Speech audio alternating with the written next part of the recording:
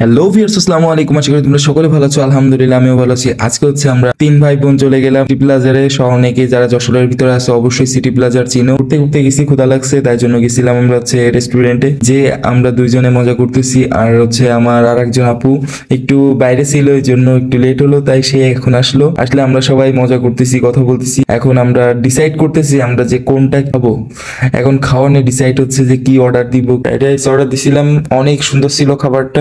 এক ঘন্টা পর আমাদের খাবার আসছিল, কিন্তু এবারটা আর ওই রকম হয়নি। এবারটা খুবই তাড়াতাড়ি শীঘ্রই খাবারটা পেয়ে গেছিলাম, তাই কোনো কথা না বলে তাড়াতাড়ি খাবারটা শুরু করছি খাওয়া। ক্ষুধাও লাগছিল খুব, কারণ অনেক ঘুরছি। এখন বাজে প্রায়, যে টাইমে আমরা গেছি ওই টাইমে প্রায় 3টার কাছাকাছি এমন বাজে। খাওয়ার সময় কথা কম কইতে হয়, তাই জন্য আমি কথাটা কম কইয়েই আগে খাওয়া শুরু করে দিলাম। আর খাবারটা খুবই মজা ছিল, খুবই মজা, খুব খুব মজা ছিল খাবারটা। খাওয়া দাওয়া শেষ করে আমরা যখন রেস্টুরেন্টের বাইরে আসি, তখন আমাদের অনুভূতিটা ছিল অন্যরকম। তোমরাই দেখতে পারবে বাইরে যখন যাই। দেখো এখন বাইরে চলে এসেছি, বাইরের ওয়েদারটা কি সুন্দর।